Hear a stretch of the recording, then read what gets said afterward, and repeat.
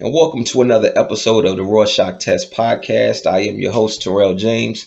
Today, I have a very special guest that I'm extremely excited about, Josh Pele, the magician. How are you doing, man? I'm doing good. How are you doing? I'm doing great, man, and excited, man. I'm so excited about this. I forgot to put my little thing. I'm supposed to have these words going at the. Okay, here we go. Let's put these words at the bottom of the screen and let people know that the name of the show is the Rorschach Test Podcast. but um, yeah, man, I have been such a huge fan of magic since I was a kid, and so this is an exciting one for me.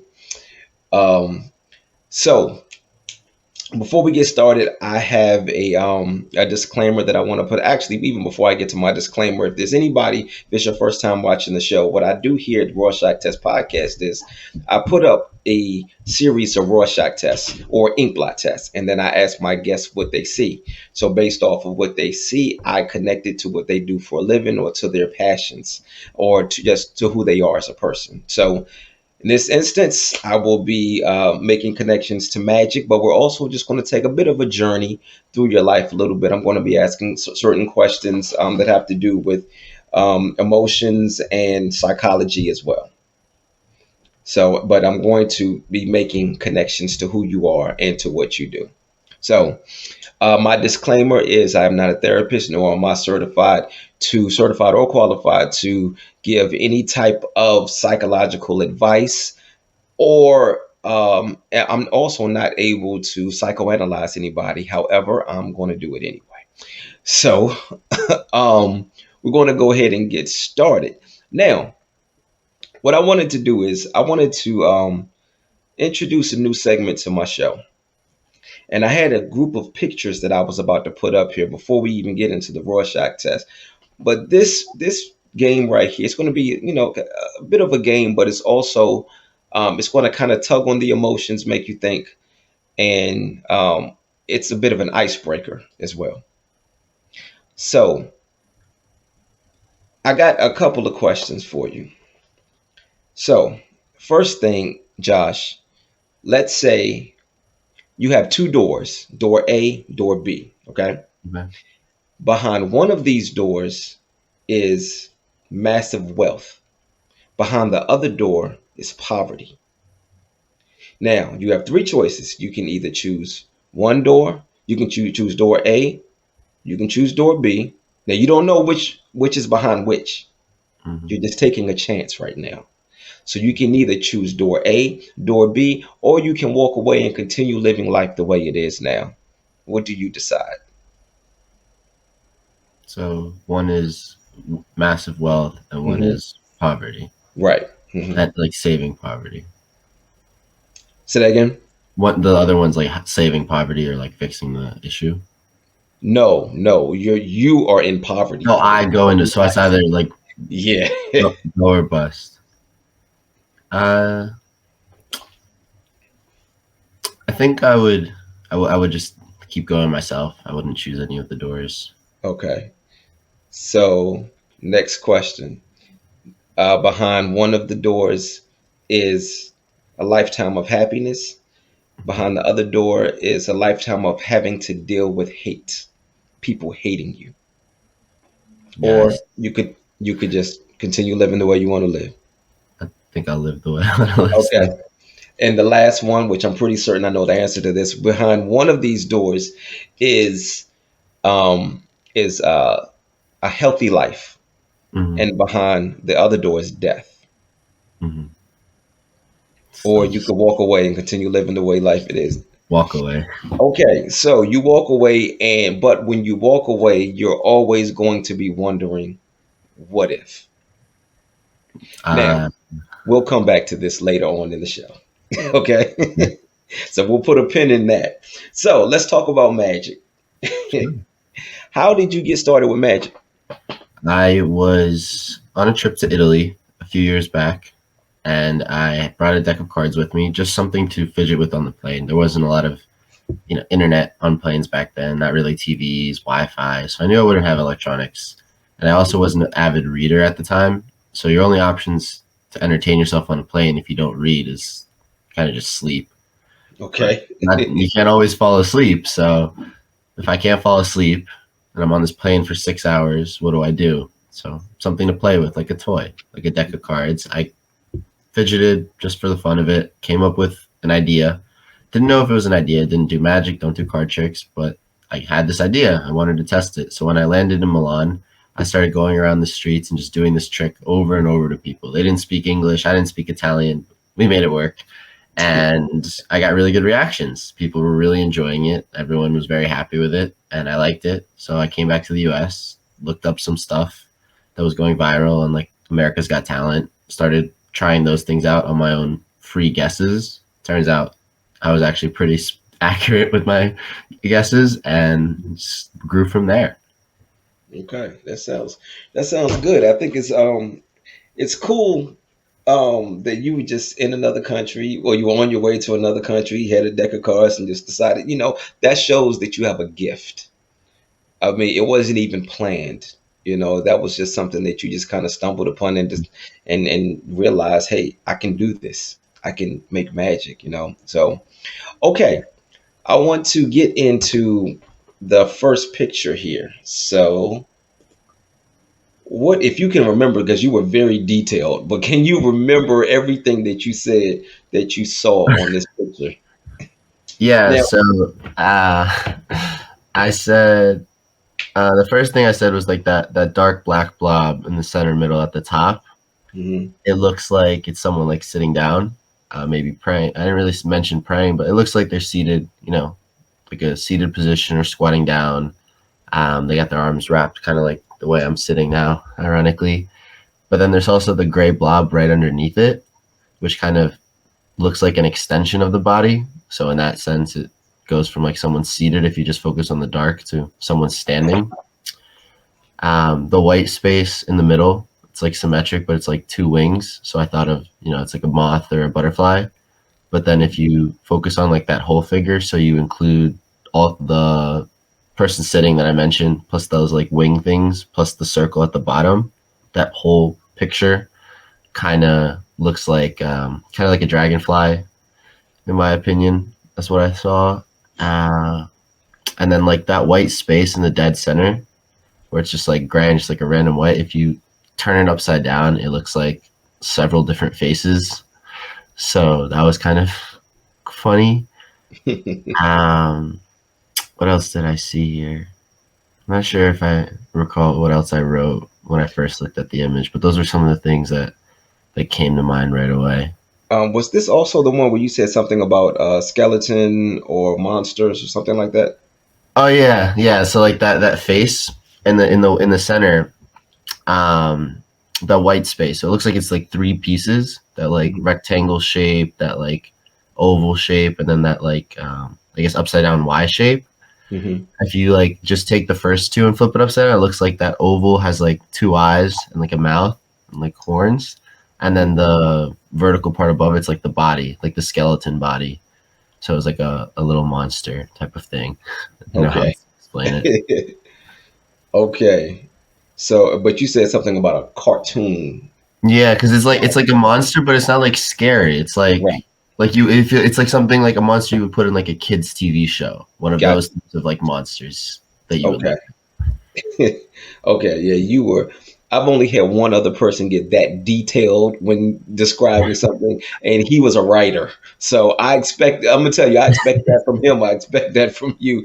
And honestly, that's probably how I would break it down to because I'm very detailed as well. But Mhm, okay. So I'm not going to talk about every single thing that you see in the picture. There were just a couple of things that really stood out to me. So, mhm, the person that looks like they're standing, but they also look like they're sitting. mhm, Right. So the first thing I thought about when you said that was creating illusions. So the person could be giving an illusion that they're standing, but they're actually sitting, or it could be vice versa. They could be given the illusion that they're sitting, but they're actually standing. mhm, So um, again, I was thinking about just creating illusions. Was there some sort of emotional or psychological trauma that you had to endure that forced you to want to create a world where Because see, the thing is with illusions, you're making people believe what you want them to believe. So was Mhm. there ever any type of emotional or psychological trauma that you had to endure that caused you to want to create illusions to make people believe what it is that you wanted them to believe? No, I would say there wasn't any trauma or emotional um, experiences in the past that Hmm. were on the dark side or like sad or not so pleasant that causes it. The Hmm. way I perceive my magic and my entertainment is, I'm more than just a magician. And at the end of it is I'm my own brand. So Josh Paley Magic, right? It has magic. It's self-evident. It says magic. I do magic. I perform. But really what I'm doing is I'm giving people an experience. Hmm. And so some people might focus on being the best at tricks. Some people might focus on, you know, getting more shows, whatever their goals may be. My focus is just the experience. So to me, I don't care if I'm doing a trick that takes years to learn and is very complex.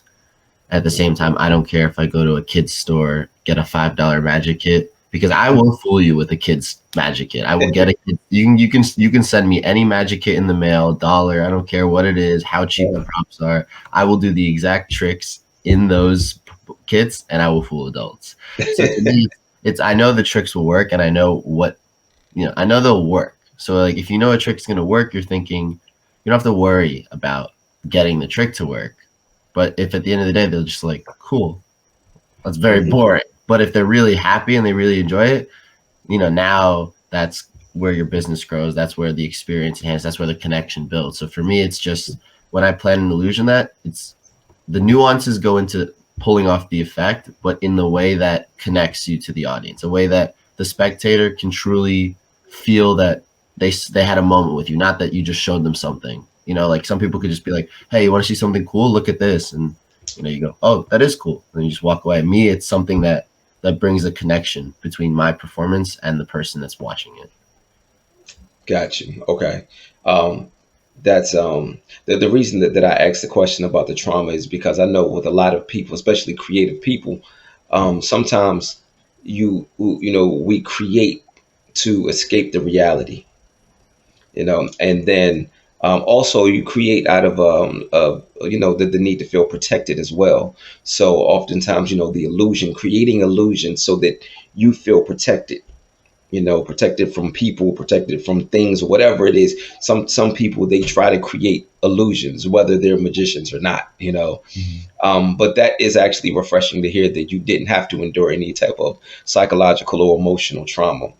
I'm glad about that. Now, so I do want to. So let's go back into childhood now. Okay. Mhm. So the other thing you said, you saw like it was like a monster, that it was kind of like a mix of cartoons and skeletons, but you said the Mhm. monster was like a cartoon monster. So um, it's something that could be perceived as joyous or funny, right? Mhm. Skeletons, on the other hand, can be perceived as scary at times. Mhm. So when you were growing up, when you were a kid, when you were a little kid, would you say that your life was more so the joyous monster, or would you say the skeleton? I would say it was more the joyous monster. In like the picture, I said skeleton because it's very white. Like the color itself is very Right. white for the body, so it doesn't like look like a monster with a head like that. In most cartoons, look very furry. So Hmm. if it was more like gray or black coloring toward the body, then it's like, oh, he's just a cartoon monster. But because it Right. was white, I just like I guess you don't really see the fur. So I assume under a monster's fur would just be like his body, his skeleton. Uh, So yeah, I think it was just more of the joyous kind of like when I saw it, I was like that's cool. I don't remember what show it's from, or maybe there's a few shows, but there's like two or three different cartoons from my childhood that I very hmm. enjoyed. That like shape reminded me of that characters, but I can't recall. I think one was Foster's Home for Imaginary Friends.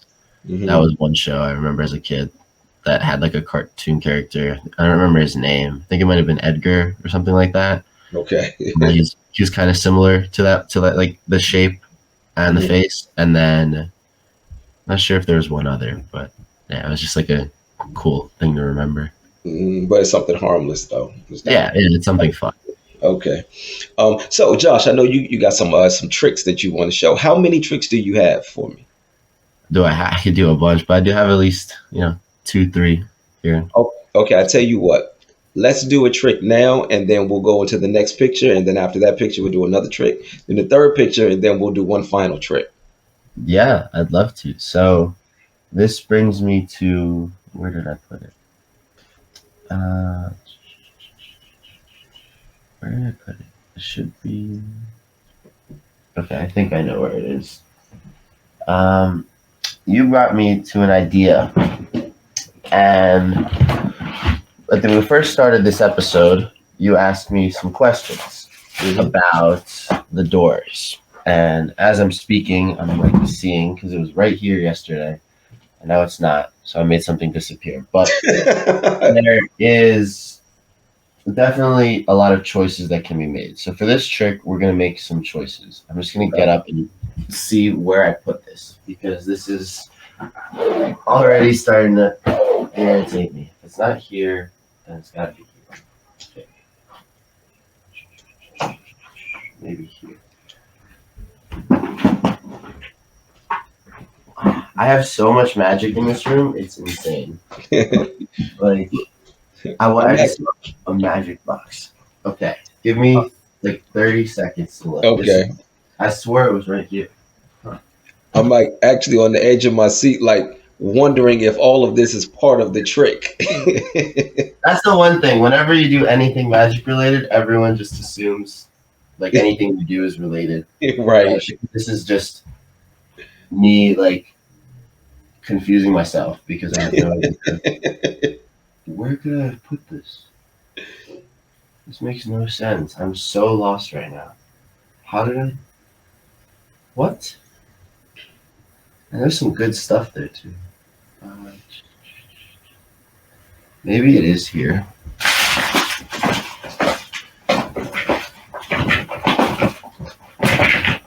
Okay, I think it is right here. The first place I looked, yeah, it's right here. Okay. I knew it was here. It's always the least expected. I just thought it was too obvious. But coming into choices, so I'm going to. You can see this space. I have a piece of paper, and I have 3 chips. Now, the paper I could just leave off to the side. Maybe put like a notepad over it so it doesn't move. But you get to make some choices. Now I have 3 chips here. So what I'd like you to do is choose a chip. So I'll choose the one in the middle. the one in the middle. Yeah. Now, do you get the chip or do I get the chip? I'll get it. You I'll take. get the chip. So I'll Yeah. push it forward Okay. on the black mat, so that's yours. Okay. Now choose another chip. The one on your right. My right. So this one. Yes. Okay. Then I'll get this chip, Okay. and then that leaves one chip for the bag. Okay. Now these were your choices. Hmm. You chose to keep this chip and give me this, and that left one to get away. There's 2 people, 3 chips. We're gonna have to dispose one, otherwise it wouldn't be fair. Now, we're gonna look at the chips now. Do you want to look at yours first or mine first? We can look at mine first. Mine. Let's see what it is. So on this, you have a star. Hmm. Okay, so you have a star. I have a square, Okay. and in the bag, we have this chip. It is a triangle. Hmm. Okay, and I'll put that there. Now we have this prediction that's been here this whole time. What I would like you to do is I would like you to read it for us. It says free will has been taken. I am holding the star. You are holding the square, and in the bag is the triangle. Well, you chose the star, which Hmm. left me with the square, and Uh-huh. the bag had the triangle. A perfect match. That was pretty cool. I like that. I love it actually. I mean, Thank you. you know, Thank you. I told you, man. Like, look, as we told, like even before we started, I told you how I feel about magic, man. So I'm over here trying not to fan out. Okay. Okay, man. Let me regroup and and get to the next picture. Okay. So what did you say you saw right here? Okay, so this one, the first thing that jumped out to me was like the corners, like Mhm. the edges, top right. It's symmetric. It looks like penguins that are like Okay. facing each other, Hmm. and then like in front of them, the like gray, light gray to dark. It looks like two people, but like with their backs facing us, and it looks like their like hands going in, like cheers with like a glass or fist bumping. Hmm. So it looks like that. Then I also said, I don't think I mentioned, but like the bottom, like kind of looks like there's like two birds like sitting facing each other. You can see like their Hmm. beaks peeking out. I don't think I mentioned that in the text, but I did see that a lot. Hmm. Yeah, I Um, definitely see that. and then what else did I say? This also looks like a moth. Like as a whole, it looks like a moth. On the right, like the penguin. If you look at like that purplish thing, that looks like a face, like a anime face. Like it's Hmm. pretty detailed and pretty similar to anime characters. As I Okay. look at it, just like really jumps out if you focus Mhm. yourself on that. Um, what else did I see? I don't remember what else I wrote for this one. I think there's one or So two other things. actually, the two things that you said, I those are two things I want to talk about. Okay. So that works. So I want to start with the penguins first. Okay. So penguins are flightless birds. They can't fly. But when you think about birds, you automatically think of flying. But of course, that makes penguins very, very different. Hmm. Magicians are very abnormal and different in the way that they view things. So tell me, how has being different contributed to you being a magician? I think it's just the way I became a magician. Is most people have like a traditional upbringing in magic that Hmm. comes from you see something on TV and you really like it, you grow up with that, or you have a family member that's a magician, or you get a kit as a kid and you get addicted, or a magician blows your mind and that feeling you get is just you never forget it. Now you want to, you know, dive into that path. So a lot of people have long durations in magic that stem from early on. A lot of that stuff. For me, I got into it very randomly. You know, no kits as I never watched magic shows or any of that. I never had a kit as a kid growing up. You know, I didn't have any of those things that people are exposed to. I don't even think I've seen a magician show me anything. Maybe once or twice, and I don't even remember it. So it couldn't have been that great if I'm a kid and I don't remember the magic. So for me, I didn't have that upbringing. So all I've ever did was I was like, I want to do magic. I don't have back when I first started. I don't have the skills, the technique, the knowledge to do it, but I didn't care. I had one trick and I was already going out and doing it over and over, you know. I Hmm. just convinced myself that I could do it. So my whole brand at the beginning was built on I'm going to go out, try to do shows, try to do all these things that in theory you would need a lot more experience to Hmm. kind of understand how to get them and do it, but I was just doing them. And it didn't matter how much, skill I had, experience I had, I was just going after it in a different way, like as a business person, someone that understands people. And I forgot about the magic in that time. Then the magic picks up. You keep doing it. It's like that's your playground. As you try to do tricks, you're only going to get better. So as Right. I'm doing so many people, with so many cases where I do a trick, now I have my 10,000 hours built in easily. And so for me, being different is I took it a different approach. And I think that's partially why I'm so successful, is just because I don't approach magic as a magician might in most cases. I approach it as what would I do in general. And that's kind of a mix between I do know magic, so I understand what people don't see, and I'm thinking of it like a normal person. Because the magicians fall in this line of they find tricks that they think are cool and they get so obsessed with them, and that's amazing for you to do it, right? If you like the trick, go ahead and learn it, but you have Right. to remember you like that trick. Right. So going out and doing it, you might get very disappointed because that's a trick you enjoyed. You have your connection, you have your reasoning for it. That doesn't mean others will. So it Hmm. can be the case that you study or practice a trick for a very long time until you get it, very well. And then you go out and perform it, and everyone's like, oh, cool. Can you do the other one again? And the other one might be the one from the kids' magic kit. And very Right. early on, I was like, I don't really want to spend a lot of time practicing certain tricks or longer tricks because what happens if everyone just wants me to do the trick that I learned in 5 minutes? How Right. I never thought I would enjoy that feeling of working so hard and so long on a trick, Hmm. and to have people do the other one that's like so basic. So for me, I just focused on really impacting people the most with the simple stuff.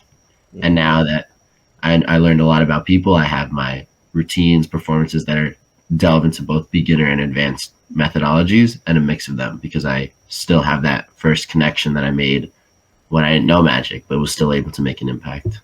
Right. Okay. That sounds good, man. Okay. So the other thing that you said that you saw, two people with their backs to you enjoying a toast. Right. Mm-hmm. Okay. Now, because I'm going to put the picture back up again. Mm-hmm. Now, because their backs are to you and they're enjoying a toast, it Mm-hmm. seems as if they're trying to enjoy this toast like they're having a moment, but they're having this moment without you. They're excluding you from the moment, from a good moment that they're sharing. Mm-hmm. So, has there ever been a time in your life that you have felt excluded? Mm-hmm. That's a really big case of that. Uh, I think at first, kind of right before I started the magic, when I first transferred colleges, went from like a small school. I was on the soccer team to a bigger one that had like 40,000 kids, and I was still on the soccer team.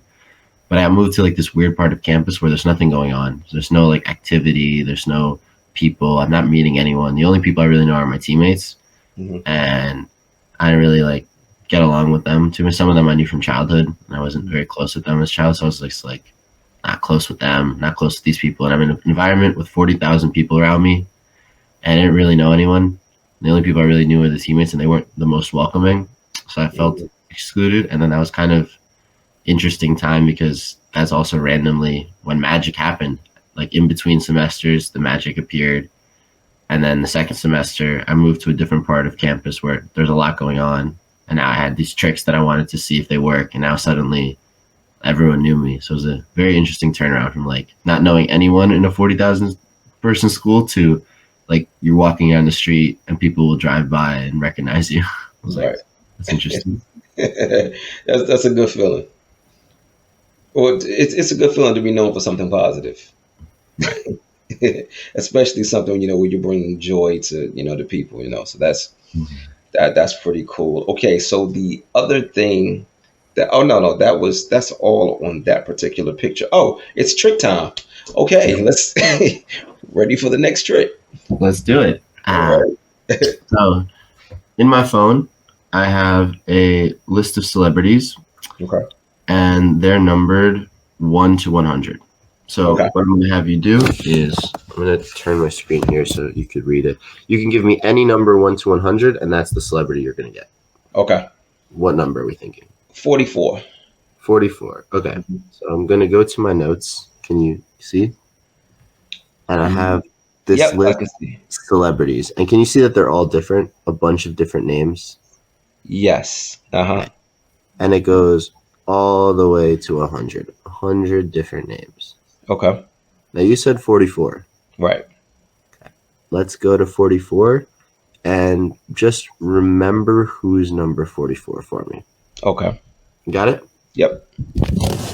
Now, most people expect a magician to have cards, which I do. So I can show that all the cards are different. Hmm. I'm going to, normally I would just have you just take one, but for obvious reasons we can't do that. So I'm just going Right. to refuse say stop at any point. Okay. Stop. Right here. Can you remember this card? I'm looking away. Yep. You got it? Yep. Yeah. I'm not looking at the screen, but you have a card now in Hmm. mind, and you have your celebrity. So we're going to come down here, and we'll start with the card. I'm going to shuffle these cards up. Can you give me a number? Preferably not too large. Okay. 19. 19. Hmm. So if we were to take the cards,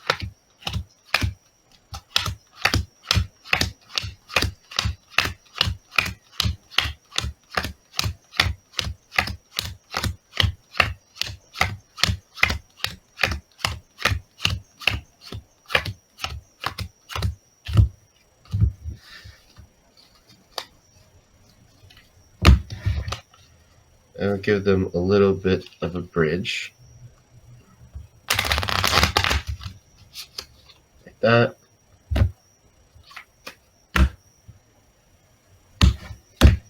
Like this. That's all it would take to go 1, 2, 3, 4, 5, 6, 7, 8, 9, 10, 11, 12, 13, 14, 15, 16, 17, 18, and that would leave 19. That would be 19. Okay. But we said 19. Okay. Do you remember your card? Yes. Was it the King of Clubs? Yes. Okay. Now, do you remember your celebrity? Yes. For the first time, who was your celebrity? Michael Jackson. That is crazy.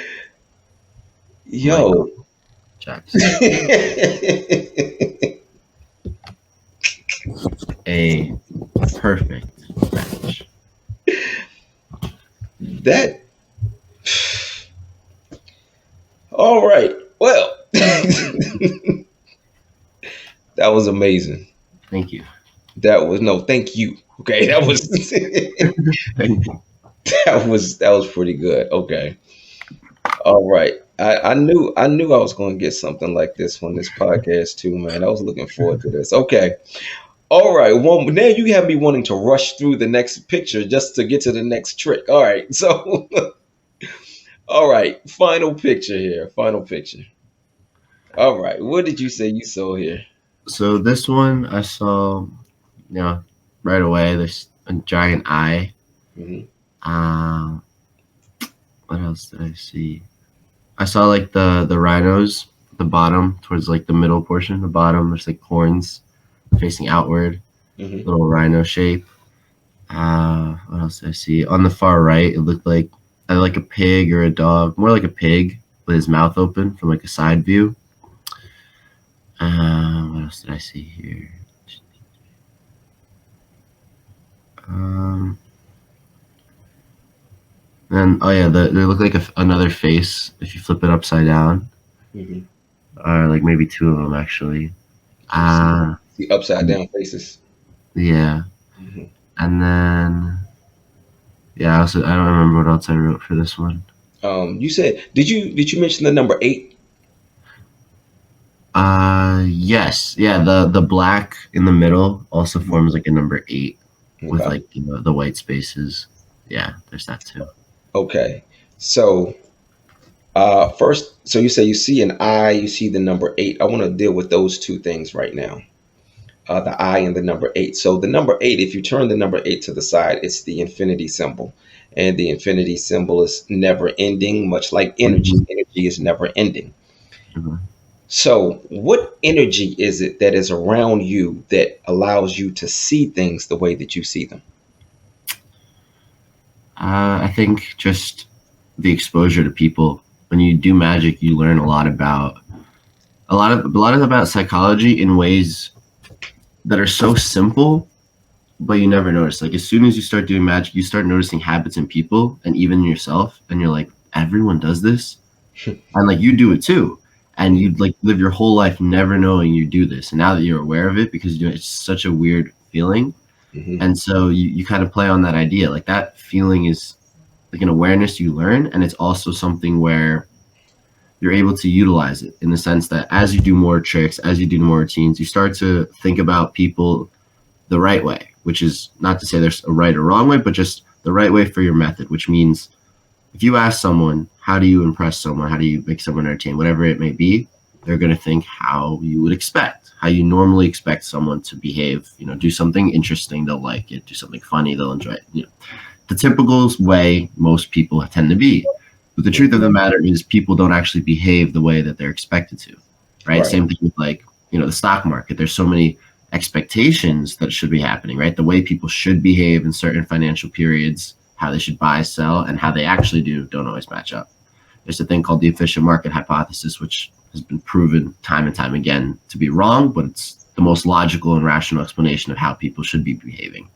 And that extends to people's personalities, their traits. So for me, I'm able to see that and hone in on every effect I do based on that principle. Like I'm focusing on the reactions, the personality, the behaviors that are really happening, not what it seems would be the obvious case. And so it seems unorthodox in a way where if I explain it to someone, I'm like, yeah, someone's going to behave like this. They're like, no, they're not. But the reality is that's how it goes when magic and performing. For example, when you do a trick, one of the most common things you'll ever hear is, can you do that again?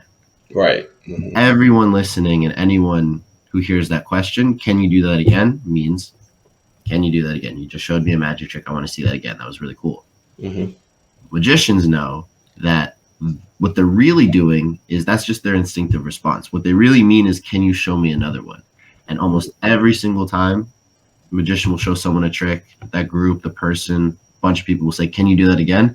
The magician goes and does a completely different trick, and Right. no one questions him. No one stops and says, no, do the first trick you did again. It's always, they're so intrigued. So it's kind of like that, where what they say isn't really what they mean. Same Hmm. thing, their behaviors aren't really what they show, and you kind of play off those principles. Right. Okay. Yeah. Um, that was a really deep answer that I was not expecting, but I absolutely loved it. And like I told you before, I wouldn't be sitting there taking notes. I was sitting there taking notes as you were talking about that. That was, yeah, I think that, because I was really just asking about the energy that is around you, but the way that you broke it down, you went into so much detail about the energy that's around you, but also the energy that's around other people and the way your energy reacts to other people's energy. And it was, I mean, I think that was just a very in depth and, just a perfect answer. Perfect answer. Um, okay, next. You said you saw upside down faces. Okay. So I Mhm. want to talk about, seeing life from different angles. Okay. Mhm. Are you the type when everybody else they're on the path and the path goes either left or right? Are you the type to go left or right, or are you the type to just see it from a different angle and say, you know what, I see an opportunity to create another path? Yeah, definitely another path, 100%. I think that's why like my brand does what it does is because I pave the paths for myself. I dive into things that I know nothing about, but I know I want to get into, Hmm. and then I figure it out as I try because you hone in on it. Once you focus on something, it'll make you don't you can't find something if you're not looking for it. Right. So by putting my attention to those goals, that's what, like, for me, I'm a celebrity magician. I do a lot of famous people Hmm. regularly. And when I started, my first thing was I wanted to do a lot of famous DJs. I really like house music and EDM, and I was going to a lot of shows. So I was like, it would be cool to meet these people. No idea how to meet any of them, but I focused in on that and tried to figure it out, and it worked. And now I successfully do all the top DJs in the world, and I continue to meet new ones, and the ones I've done before, I keep going to their shows.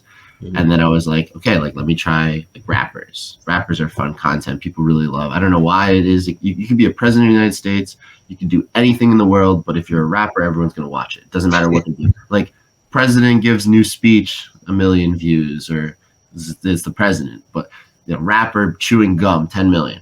It's like, and it's just like any other celebrity, like just as famous, twice as famous, chewing gum. It's not going to be 10 million. It's I don't know what it was, but the rappers, people love that content on the internet, Hmm. and I was like, I'm going to do rappers. And mind you, I only have experience with EDM and music. I don't really know much. I like hip hop, but I don't go to hip hop events. I don't know where hip hop people hang out, like where the rappers go and everything. And I was said I'll figure it out and I'll get it. And then now I've worked on an album with French Montana, not as a rapper. I did magic tricks and promos related to his songs and his album, but I found that pavement of I found those rappers. And another thing I had a goal of was I wanted to target podcasts. I thought podcasts are cool. I like sharing my story. Haven't really expressed it. Now I'm on podcasts. So for me, I carve the path. Everything I do is I don't look at what options are available. I look at what do I want to do, and I'm just gonna figure it out somehow. And it doesn't always work, but the beauty of it is when trying to do it, you're guaranteed to learn so much.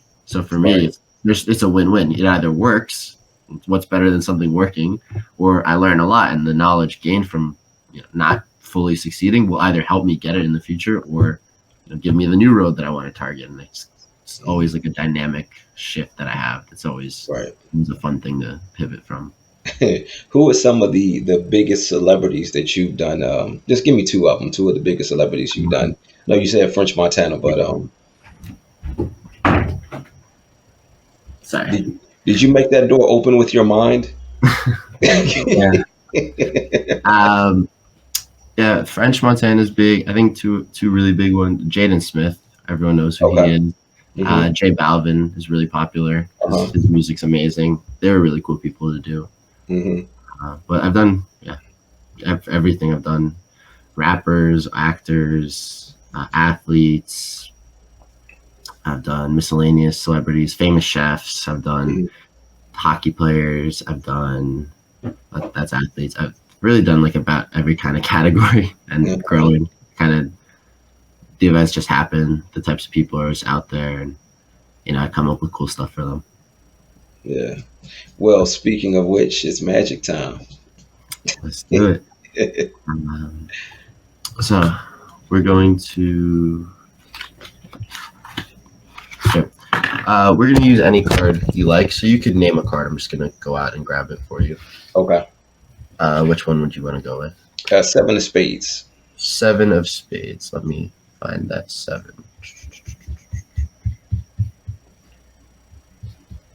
There it is. Okay. So this is going to be your card. It's going to be unique to you. So I'm going to, sign it Tyrell. And because it's your card and you can't, write on it, we could write anything you want. We could add something if you want to write a number, an animal, a date. What else would you like to add? We want to customize this card.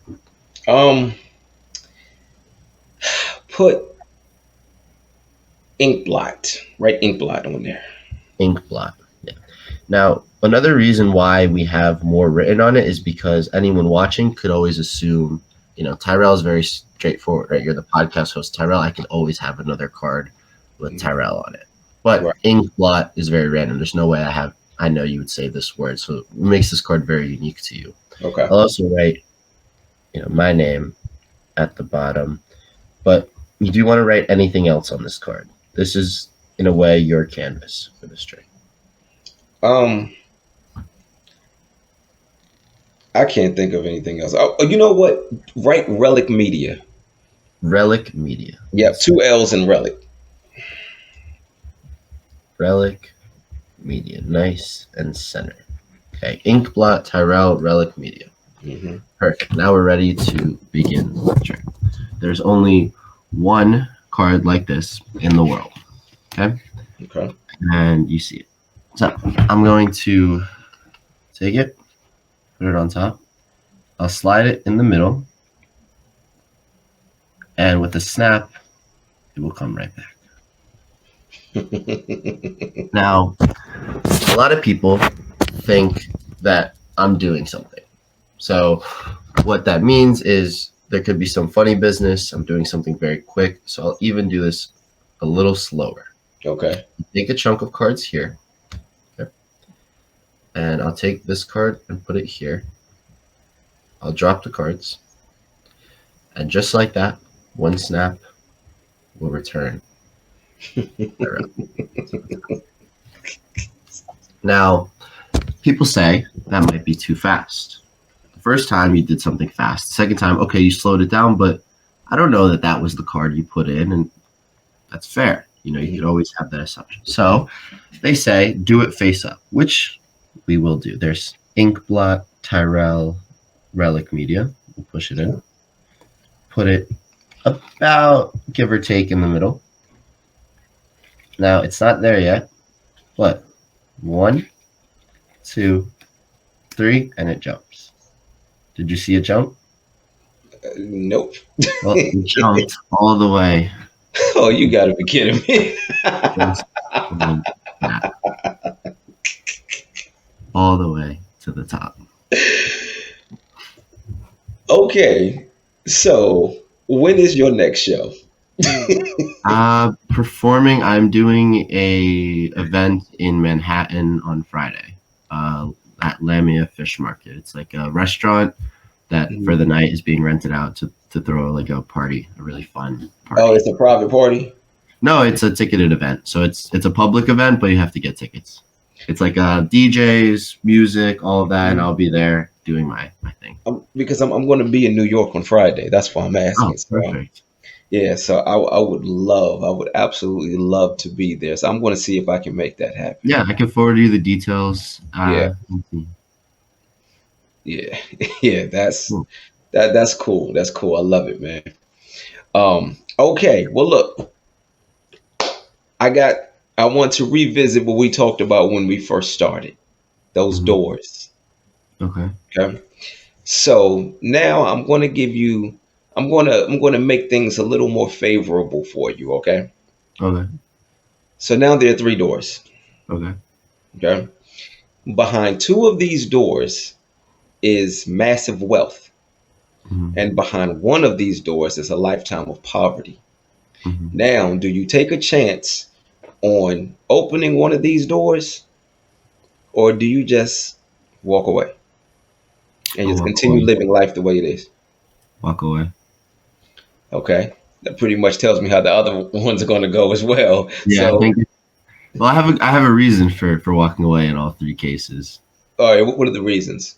But when you make a decision, okay, Hmm. you have to weigh the factors, right? You have to be prepared for all outcomes. In Hmm. this case, there's two decisions, or well, two results. Let's say the outcome, right? The wealth, the happiness, the success, all of those you'll enjoy, and then there's the other ones which you're in poverty, you die, you're not happy, right? So you have two choices, and even though the first case it's 50-50, and the second one it's 66-33, Hmm.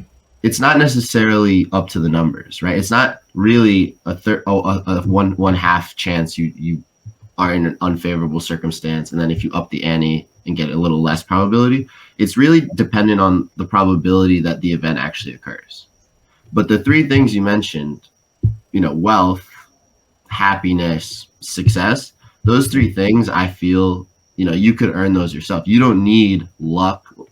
In a way, yes, luck factors Hmm. into it, but you can make yourself wealthy by Hmm. believing in yourself, putting in work. Like, there's ways to do that. There's paths that can be carved for yourself without a golden door or like a genie giving you three wishes. Hmm. So, in all three circumstances, if you know that these are things attainable, of course, they're not going to be as easy as open the door, get lucky, and having it, but they're things that you can definitely go towards. So, for me, as a brand, as a magician, like I believe in myself, I believe in what I'm capable of. I believe that I can get to a point where I'm very happy, a point where I'm financially successful. I believe that all three of those things are places that I'm already working for and I can obtain. So by playing this game with the door, I'm not gaining anything, but the time it takes to. I believe as a magician I will be wealthy one day. So by choosing this door, if I win wealth, the only thing I did is get there much faster. Hmm. So that's not as exciting anymore. Like if you're guaranteed to be wealthy and someone gives you an option to be wealthy today, the only benefit is how fast you do it. But if you knew you were going to get it without them, now suddenly this store is not such an incredible opportunity. But the alternative sucks because if you're going towards the path of happiness or success or fame and it's cut off because you died and you chose the wrong door, now it's like that value on your life, on your circumstances are way, way worse. So for me, it's not a gamble I want to take because the downside is not worth it. It's too much of a risk, even if it is 50-50, even if you lower the chance. And the upside is one that's obtainable, without gambling the chance of losing it. So I would rather double down on myself and kind of just go after it because, again, like you also don't want it easy. You don't want to just jump to success because if you're successful right away, you're going to fail, right? Anyone that's successful knows that they didn't succeed on the first time. It was the lessons that they learned that keep them there. Versus if you just become a success overnight, you don't have any skills, you don't have any lessons learned from that. You might, I'm not saying everyone's like that, but a lot of times you see people, athletes, they have their successful stunt and then they're broke when they're done playing. There's always what's next. And, those are lessons that they didn't learn while they were playing and successful, financially or that. So for me, I want to try to go there first because by the time I get there, that time will give me the lessons I need to keep it sustainable. If I gamble it and win, am I really winning if I lose it later? And if I lose, it just wasn't worth playing at all. Right. I love that answer. But what if I told you that you have already chosen your doors? You've Okay. already chosen the door of wealth and happiness and and life, and because when you made the decision to become a magician, you were taking a chance. And that's what these doors are. That's what the whole purpose of this game is to show that, present you with a chance to take, but you've already taken that chance. You've already jumped out there, and you have had complete control over the options that you were going to make. Even though, like, the thought of it, the thought of when the with this particular game, what's happening is something unfavorable is being presented to you. Something favorable is also being presented to you. But in your mind, as a magician, going after your success and the things that you're trying to accomplish, you never even consider the downside. The only thing that you're focused on is becoming successful. So you already opened the door to massive wealth, to happiness, and to a healthy life. Mhm. You've already done it. So that was my first time doing this particular exercise with anybody. So, and of course, I didn't know how it was going to go. Easy I had to for do my sure. own magic. So, but I am actually, I love the answers that you gave, man. I really do. Not only with that, but with I love what you saw in the pictures, and then even your responses to the questions, and of course the magic. The magic. I just Thank give you. you a Appreciate round of that. applause, man. That was amazing. That was absolutely amazing, man. Okay, but look, we're about to get out of here, but before we do, I know you have the show coming up this Friday in Mhm. Manhattan. Mhm. Um, this show is actually going to air on Thursday. Mhm. So the date, what is Friday's date? 27th, I The believe. 27th. Okay, so the 27th in Manhattan, um, at this event. But just let me know anything else that you may have coming up, and also how people can get in contact with you, and how they can just stay up on everything that you have going on. Sure. So I am Josh Pele Magic, as you see in the name. Move my finger there. Yeah, right there. I'm Josh Pele Magic. It is standard across all platforms. You can find me on Instagram, Twitter, TikTok, YouTube, Josh Paley Magic. You could go to my website, joshpaleymagic.com, and you can reach out to me, joshpaleymagic@gmail.com, if you want to book me, have me for your show or anything, or just want to work together. I do a lot of projects, a lot of custom stuff for brands, businesses. So whatever you do, I'm sure I could find a way to incorporate magic into it. All right, sounds good. And so before we get out of here, I have one more picture that I want to show you. I just Sure. want you to tell me exactly what it is that you see here. Sure. I see facts. This looks like it was taken from a medical journal or a news journal. Some study was concluded, and it was probably the first time in history that it was a 100% conclusive report. Pretty So, interesting discovery. can you do me a favor and read it for me? This podcast is so dope. And I couldn't agree more, man. Josh, thank you so much, man. Thank I you so really, much. really enjoyed this, man. I appreciate what you're doing too, because Thank you like I so told much. you, man, I'm a kid when it comes to magic. I absolutely love it. So, and you're bringing a lot of joy to a lot of people, man. You really Thank you are. so much. Yeah, I hope that's the goal. Yeah. So now, the way that I normally in this podcast, I have my little closing line, but in the spirit of magic, I'm going to say, now you see us, and now